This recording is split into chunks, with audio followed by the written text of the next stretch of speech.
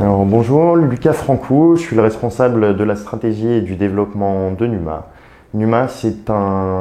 une grande entreprise d'innovation qui est située au centre de Paris et qui maintenant se développe à l'international, au Maroc, en Inde, en Russie. Et on travaille avec différents types de publics sur l'innovation. On va travailler à la fois avec des startups qu'on va accompagner, on va travailler avec des grandes entreprises et des administrations qu'on va accompagner également dans leur démarche d'innovation. Et on va beaucoup travailler avec ce qu'on appelle des communautés, qui sont des gens qui ont des intérêts communs et avec lesquels on va essayer de construire et de développer des savoirs et des savoir-faire. Il y a des phénomènes aujourd'hui liés au travail et au rapport entre travail et société qu'on commence à voir émerger, qui à mon avis auront un impact absolument phénoménal d'ici 2040. Pour vous donner un exemple par l'anecdote, moi il y a quelque chose qui me frappe énormément, c'est quand on voit les bus Google qui se font caillasser à San Francisco.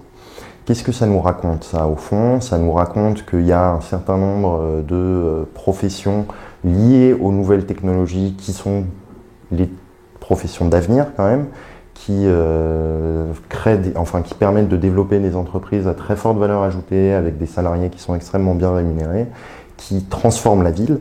Et face à ça, vous avez des professions qui sont à moindre valeur ajoutée aujourd'hui, qui se font beaucoup plus facilement aujourd'hui automatisées,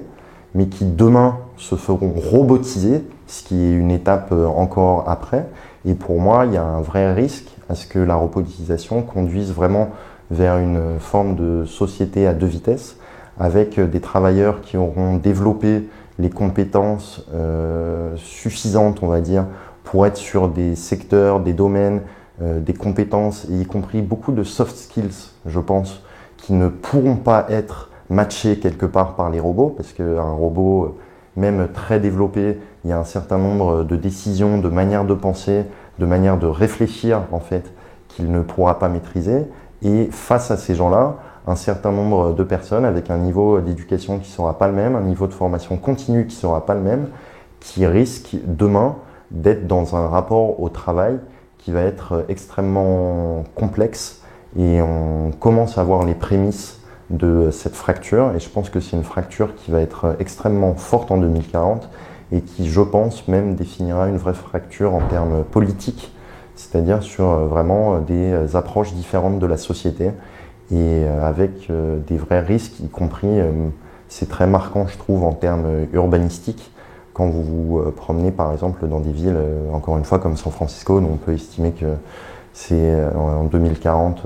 le monde ressemblera peut-être un petit peu à ce que San Francisco est aujourd'hui,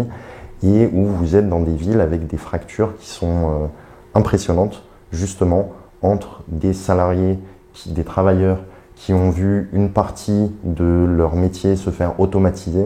et une partie des salariés qui, à l'inverse, sont ceux qui automatisent quelque part. Et demain, avec la robotisation, ce sera quelque chose qui sera incroyablement renforcé.